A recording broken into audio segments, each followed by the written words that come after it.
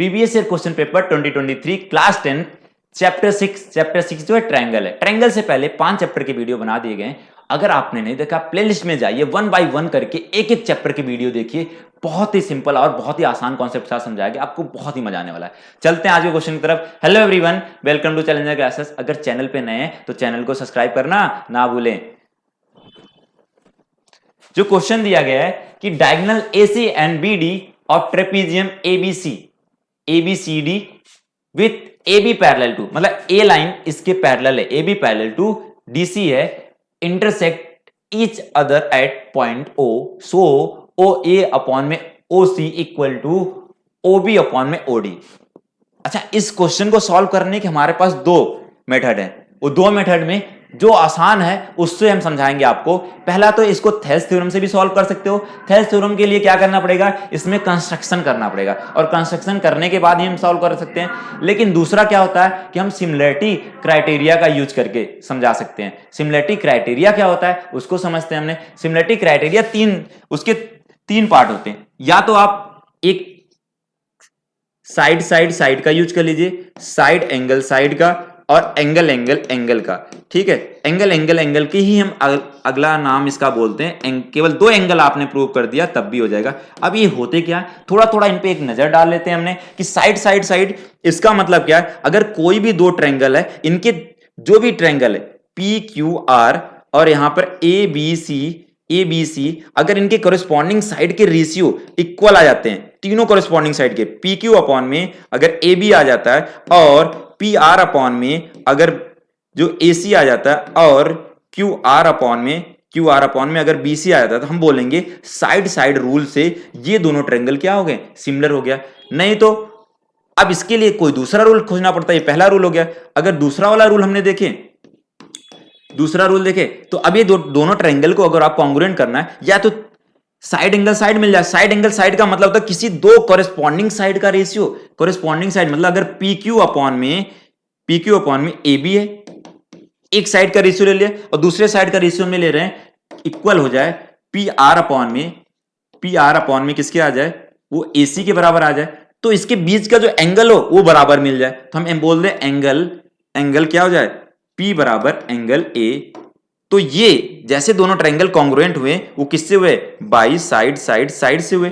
और जैसे इसमें होगा दो साइड का, दो कॉरेस्पॉन्डिंग साइड के रेशियो इक्वल मिल रहे हैं और उनके बीच के एंगल इक्वल मिल रहे हैं, तो हम बोलेंगे ये किससे हो जाएगा, बाई साइड एंगल साइड से ये दोनों ट्रायंगल क्या हो जाएंगे, फिर क्या हो जाएंगे, सिमिलर हो जाएंगे। फिर अगर तीसरा रूल देखा जाए तो एंगल बोला जाता है, या इसी को हम एंगल 3 बार बोलते हैं। ये तीन बार एंगल या 2 बार बोलने में इसमें क्या कहानी छुपी हुई है। इसमें अगर दो एंगल आपको किसी भी ट्रायंगल के सेम हो जाते हैं, ये वाला एंगल इसके बराबर हो गया, ये वाला एंगल इसके बराबर हो गया, तो अगला अपने आप सेम हो जाता है। इसलिए एंगल भी प्रूव कर दोगे, दो एंगल भी प्रूव कर दोगे, तब भी हम उसको क्या बोलेंगे, सिमिलर है।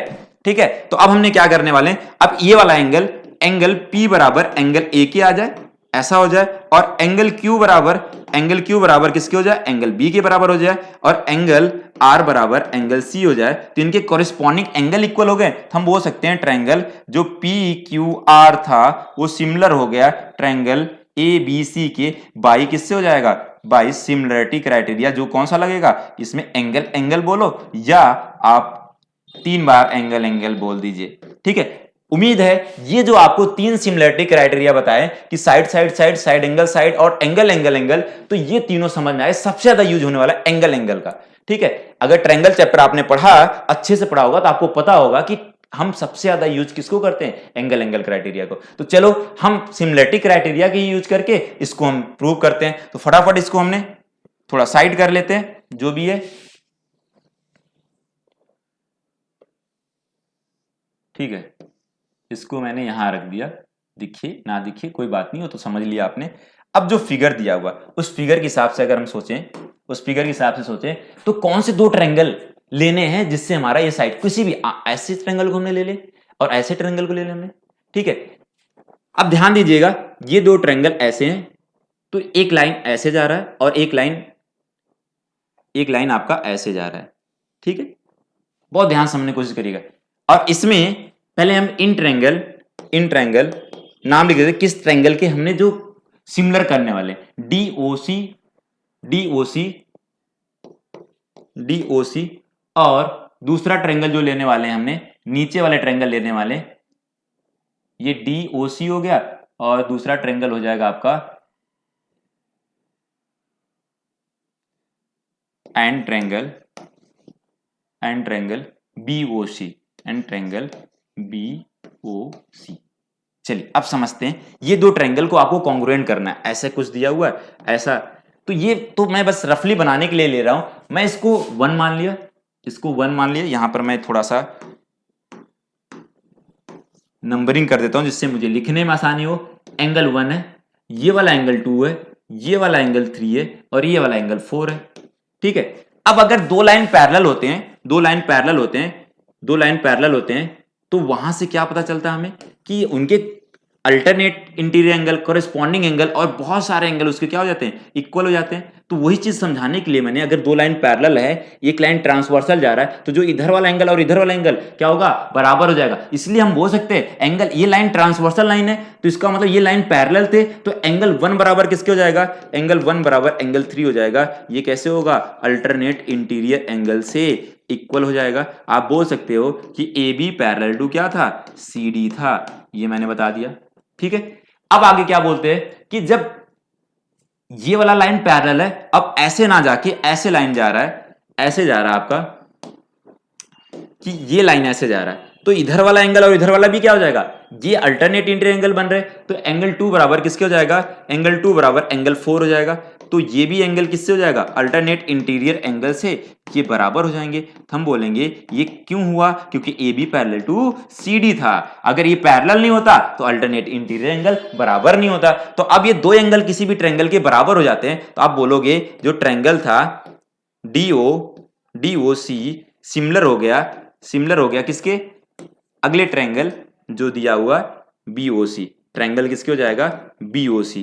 अब जैसे सिमिलर हो जाता है तो इनके कॉरेस्पॉन्डिंग साइड के रेशियो क्या हो जाते हैं, इक्वल हो जाते हैं। तो अब ये ध्यान समझना है कि कौन सा किसका कॉरेस्पॉन्डिंग साइड बनने वाला। देखो ये एंगल 1 बराबर किसके था, 3, 1 के सामने कौन सा साइड बन रहा था, OD, तो OD आ जाएगा। और 3 के सामने देखो 1 और 3 बराबर थे, तो 1 के सामने जो साइड है और 3 के सामने जो साइड है, उनका कॉरेस्पॉन्डिंग साइड का रेशियो इक्वल होगा, तो ये हो जाएगा OD अपॉन में OB। अगला हम बात करते हैं कि ये वाला साइड 2 वाला एंगल किसके बराबर है, 4 के बराबर। 2 के सामने कौन सा साइड है, OC है, और 4 के सामने कौन सा साइड है, OA है। ठीक है, ये हो जाएगा।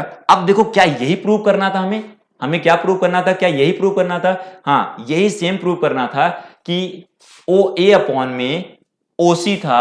अभी भी नहीं प्रूव हो गया है, बस OC किधर भेजिए, OB को उधर भेज दीजिए, तो ये आ जाएगा OD अपॉन में OC, और इधर आ जाएगा OB अपॉन में OA।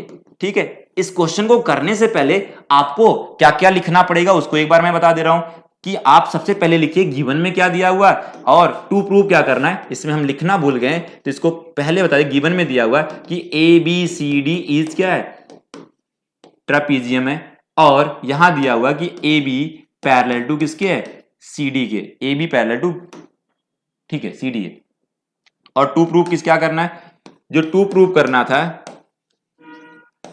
करना था कि OD अपॉन में OC equal to OB upon में OA, ये करना था। फिर इसके बाद एक क्वेश्चन ऐसे सॉल्व करते, और एक क्वेश्चन को करने के लिए हमने जो सिमिलरिटी क्राइटेरिया की यूज करें उसको ध्यान रखना है। अगर इसको थेल्स थ्योरम से करोगे तो थोड़ा सा आपके लिए कंफ्यूजन होगा और थोड़ी सी आप गलतियां कर सकते हैं, इसलिए हमने किससे समझाया आपको, सिमिलरिटी क्राइटेरिया से। तो अगर क्वेश्चन अच्छे से समझ में आया तो एक कमेंट करना ना भूले, और अपने दोस्तों को शेयर करना भी ना भूले। आज के लिए इतना ही, धन्यवाद।